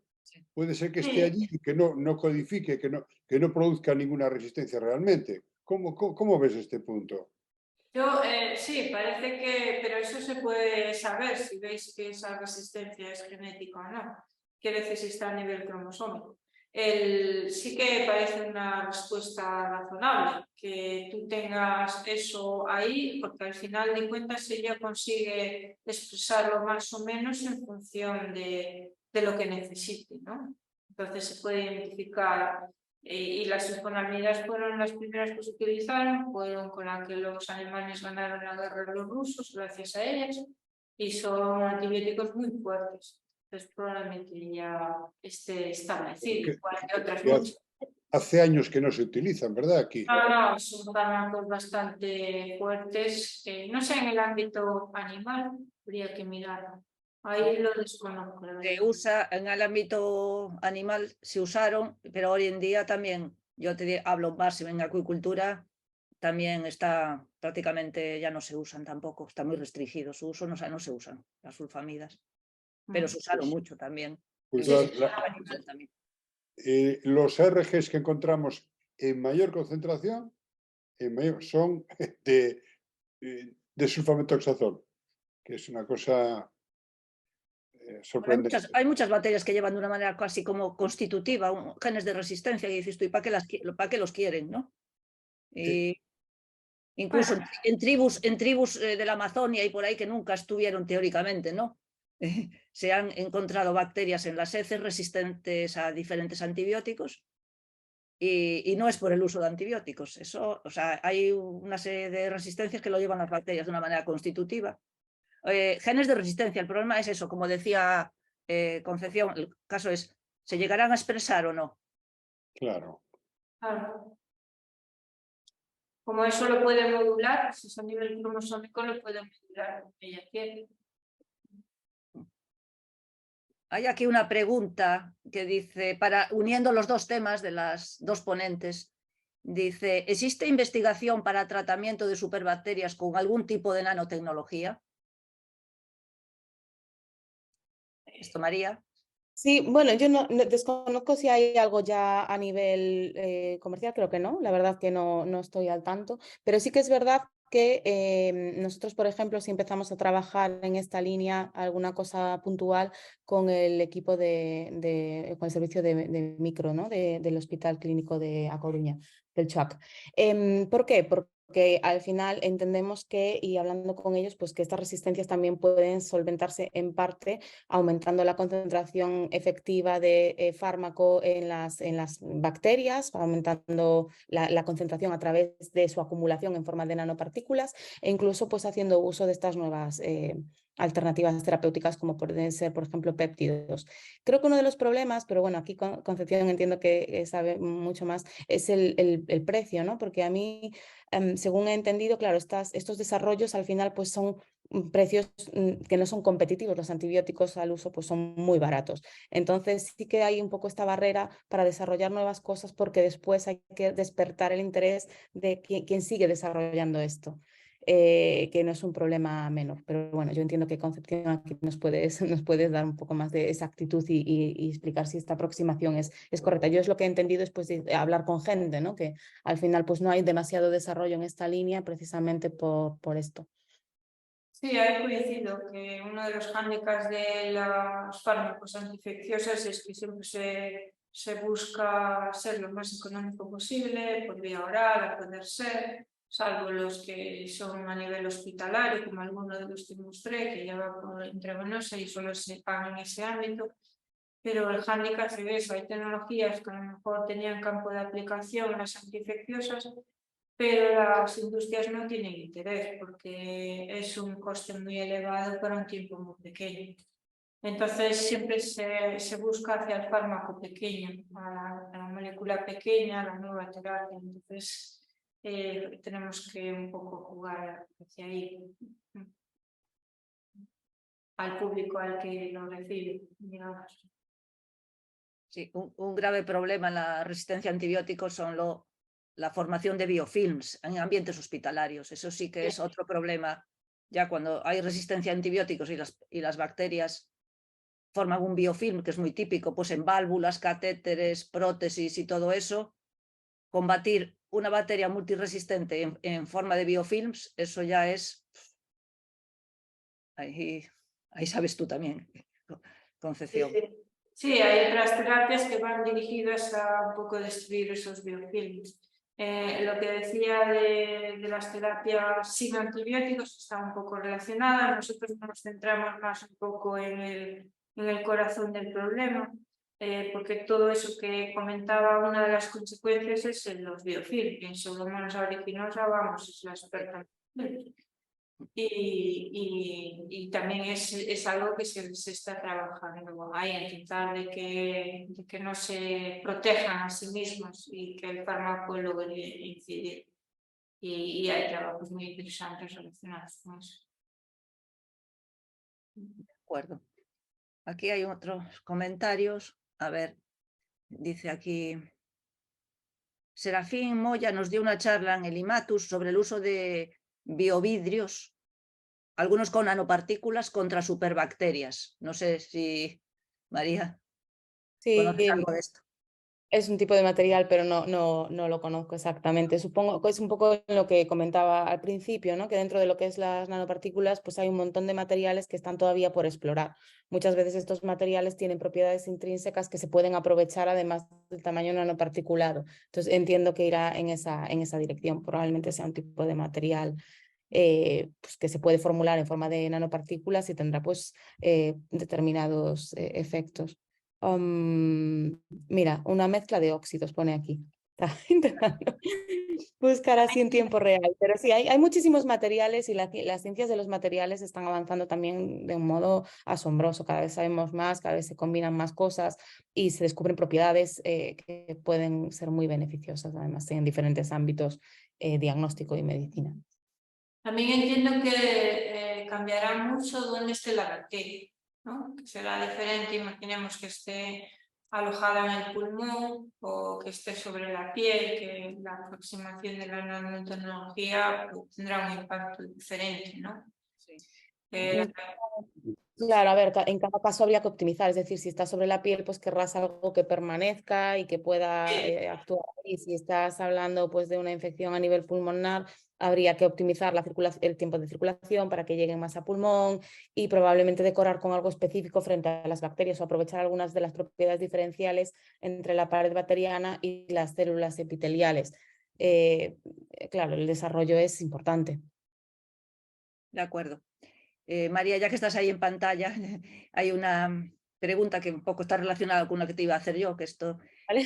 Antía Vilariño, que dice que si hay, claro, hablaste de muchos proyectos para intentar combatir diferentes tipos de cáncer, ¿no? Y dice, ¿hai alguna data estimada de cando a poboación poida tratarse con medicamentos específicos para cada un deles? Es decir, ¿cuándo puede llegar al mercado alguno de tus estrategias, alguno de tus nanomedicamentos? Bueno, las miñas, claro, estamos falando de Bueno, desarrollo del grupo, me refiero. Sí, pero bueno, que son desarrollos largos. O primeiro é pues, avanzar na vía regulatoria, despois hai que entrar en preclínica regulatoria, levantar capital, porque ao final entrar en ensaios clínicos pues, é un montón de financiación e ao final pues, ten que haber algunha empresa grande interesada en comercializar estos novos fármacos. Xeralmente o descubrimento e o desenvolvemento de fármacos son procesos largos. Pero bueno, o que quería decir aquí é que vamos nesa dirección, é dicir, a día de hoxe en moitos tipos de cánceres xa se fai un diagnóstico molecular e en función deste diagnóstico molecular se selecciona o tratamento. Por exemplo, pois con algunhas inmunoterapias, con algúns anticorpos, é dicir, xa se está facendo a ese nivel. Xa non se dan tratamentos masivos que matan células en división, sino que se hai unha diana específica, para moitas dianas xa hai estos tratamentos específicos e se vai seleccionando. Por exemplo, co ARN mensaxeiro, pois tamén se están propoñendo agora as vacinas. Por qué? Porque se pode ver pois, que tipo de proteínas ou de péptidos é importante codificar en función de determinados tumores, analizar e despois xenerar estas vacinas personalizadas. Entón, sí que se está avanzando moito.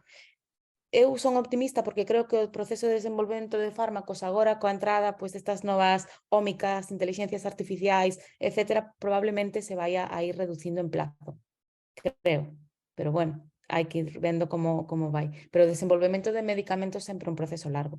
Sí que é verdad que están salindo, hai moitas cousas en ensaio clínico, agora mesmo, que se aprobarán, probablemente, nos vindeiros anos, e cada vez hai máis nanomedicamentos que están entrando en clínica. Hai moitos nanomedicamentos que xa están en clínica, coñécense polo nome comercial, entón, pois hai xente que non sabe que está tratándose con un nanomedicamento, pero é así. María, así a nivel curiosidade, canto pode costar poñer un novo medicamento no mercado? O desenvolvemento completo? De que cifra estamos falando? Millóns. Non sei Millóns? cantos, moitos. Por exemplo, en descubrimento de fármacos, pois xa pasar o sea, hai unha parte que nos estuvemos preguntando para este biomarcador, falando pois con CROs que fan este tipo de cousas, e a primeira parte xa estamos falando de 1 millón, 2 millóns de euros para unha primeira parte. E despois, pois, hai un montón de procesos regulatorios, de fabricación a gran escala, de fabricación en condicións GMP, os ensaios clínicos tamén son, o sea, xa a nivel de manufacturing e formulación e despois tamén a nivel del resto, ¿no? Digamos. Pero Son moitos millóns. De feito, eso, falamos de normalmente decenas ou de centenares de millóns? non che podo decir, creo que tamén depende moito do tipo de medicamento. Non é o mismo un anticorpo monoclonal, por exemplo, que un pequeno fármaco, pero son procesos moi caros. De feito, as empresas, cando avanzan con un nanomedicamento, nos tenemos que facer ese exercicio cando queiramos avanzar con un nanomedicamento, generalmente hai que atraer capital. É dicir, hai que buscar financiación que irá apoiar ese desenvolvemento e avanzar. E falamos de rondas de millóns. Despois, normalmente, as grandes farmacéuticas son as que se encargan xa de xestionar os ensaios clínicos, porque eso é dunha complexidade moi alta. Falar coas axencias regulatorias, facer os dosieres, un proceso que, ademais de caro, pois, require un coñecemento moi específico. Estaba tratando de buscar un esquema que teño en que cuantifica esos valores, son números moi grandes, pero Son non moi me toco aquí. Pero, por exemplo, as terapias, esa é outra, a nivel de ARN mensaxeiro, por exemplo, que non deixa de ser un puzzle, é dicir, desde un punto de vista físico-químico tes unha estrutura e despois tens unha secuencia de ARN que se pode cambiar, non se altera demasiado o produto final. É dicir, podes cambiar a secuencia e coa secuencia cambia o efecto, pero non tes que partir dun desenvolvemento de cero. Por iso as vacunas COVID ao final están facilitando que se podan trasladar moitas outras estrategias a base de ARN mensaxeiro. Evidentemente, hai que demostrar eficacia, hai que demostrar cousas, pero non empezar de cero, digamos. Bueno, pues Mira, as dúas falachedes un pouco de protexer os resultados. Sabedes que cando a COVID, pois saleu o tema da patentibilidade, de que se deben patentar os resultados, se os científicos que estamos traballando con diñeiro con fondos públicos debemos ou non patentar os resultados. Cal é o vosso punto de vista? Claro, o meu punto de vista é que os sistemas de momento funcionan así, é dicir, ao final as empresas farmacéuticas entran e teñen que poñer recursos e queren recuperar eses recursos e a patente protexe a comercialización. Entón, si nos laboratorios de investigación se quere facer algo a día de hoxe que poda ser de interese para poder chegar a un desenvolvemento clínico, hai que acabar falando con este sector e ten que haber interés, polo tanto, sí que é importante protexer. Agora, si se pode cambiar o modelo ou paradigma ou se chega un momento no que se precise compartir información por unha crise, como por exemplo pudo ser a COVID, pois é outro escenario diferente, non?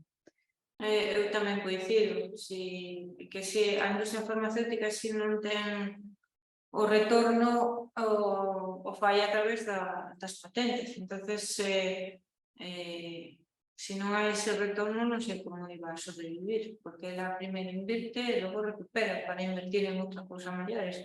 E sin as patentes non sei como iba a funcionar todo. Despois eu engadir que eu creo que a nivel de investigación tampouco é obligatorio trasladar todo, hai que entender que a investigación son diferentes pilares, entonces a investigación básica sin ese obxectivo de transferir, patentar e trasladar é moi importante para avanzar en coñecemento.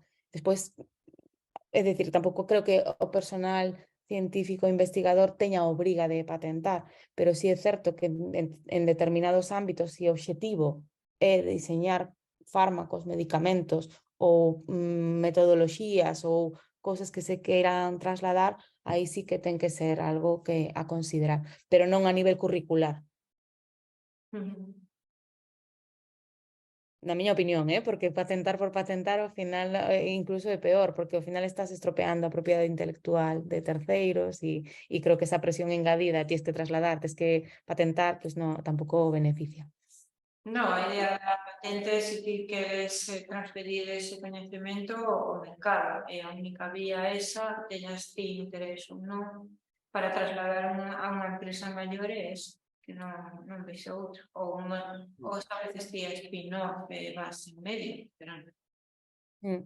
Creo que bueno, tamén cada vez está traballando máis nesto nas universidades, nas oficinas de transferencia, nos institutos de investigación tamén, cada vez hai máis formación, que creo que é importante, non? Porque ao final pode haber xente que queira patentar e de repente vas a un congreso, falas aí de todo e xa non se pode, entón cada vez se está Tamén depende do campo de aplicación, porque, por exemplo, vos a tecnoloxía que tedes, vexo máis fácil de aproximarse á transferencia.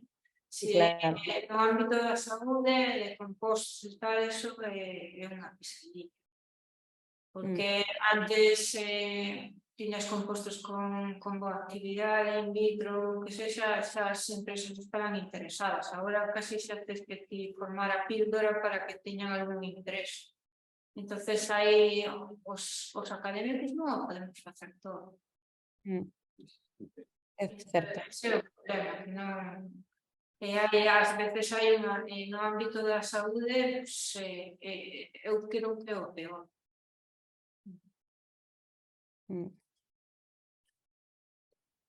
Bueno, si no hay más comentarios, Juan, ¿tú no quieres? No, simplemente agradecer. Bueno, iba a comentar que hai contraexemplos, verdad? No caso da COVID, sabemos que a Universidade de Cambridge pois cedeu libremente os seus dereitos. Aínda así, pois claro, eso non é depois fácil de comercializar, porque non só ter a fórmula, como digo, ou a patente, porque pois hai moitas máis cousas que desenvolver. Pero efectivamente, parece un pouco naif eso de decir que alguén vai a desenvolver un medicamento que é costosísimo e poñelo ao servizo da humanidade sin máis, a non ser que sexa unha investigación. Claro, eu estaba falando sobre todo dende o que a investigación académica, pois que se produce pois con fondos que teóricamente debemos darlo. A mí me chama a atención moitísimo o cambio que hubo en... Eu estou agora avaliando proxectos europeos e, curiosamente, unha das cousas que se avalían en positivo é como se protexen os dereitos. Cando eu pensaba, dende logo, hace anos era o contrario. A investigación era totalmente abril, a verdad. Pois agora, un dos puntos no apartado de impacto, hai un apartado específico que din os autores da proposta teñen unha estrategia para protexer os seus dereitos. Entón, a mí me parece un cambio espectacular, porque pasamos de unha ciencia, están falando de unha ciencia aberta, e resulta que estamos premiando a unha investigación máis ben pechada. Entón, en fin, saquei o tema, pero vamos, non é un tema para... Eu creo que se avalían as dúas cousas, non? Avalías o impacto e como vas a divulgar e a facer ciencia aberta e despois isto. Entonces, claro, dentro para pensar, non sei. María, dentro do apartado de impacto, está a parte de comunicación, etcétera, pero hai tres subapartados en impacto, e un deles é a estrategia que teñen para protexer os seus dereitos. Entón, me chama a atención un cambio significativo nesta política, porque ao revés, estamos falando de ciencia abierta, de compartir todo, etcétera, pero se valora positivamente que haxa unha estrategia de protección dos resultados. Entón, que conste que hai retorno público, porque ti cando transfires, despois hai un pago pola tecnoloxía, de royalties, etcétera. Generas emprego. É dicir, ao final tamén hai un retorno público. Non é coller, sabes? Eu creo que hai que tamén entender a dimensión inteira. Así que é certo que aparta ese apartado, pois supoño que habrá formas de xustificalo cando un resultado non é patentable. Entendo que non é obligatorio transferir, ni moitísimo menos. Pero María, hai un punto que di especificamente cando faz a proposta como vas a protexer os teus resultados. Xa. E isto a mí me chamou a atención. Porque digo, caramba, a mí me parece ben que se faz unha investigación que se poda patentar este ben, pero que eso se avalíe, ese valore... No, entendo, estou de acordo, sí, porque ademais supoño que será a resposta ABC, entendo, se non queres facer de verdad será, non? Pero estou de acordo contigo, sí, que sexa obligatorio, evidentemente, non? Que se poda facer unha reflexión, pois non está mal, pero que se avalíe así especificamente, sí que sería debatible. Ese apartado de 5 puntos, se non tes a protección de resultados non vas a ter 5 puntos. E se non tes 5 puntos non vas a ter o proxecto. Sí. En fin, non ten nada que ver. Estamos divagando un pouco ya. Sí, claro.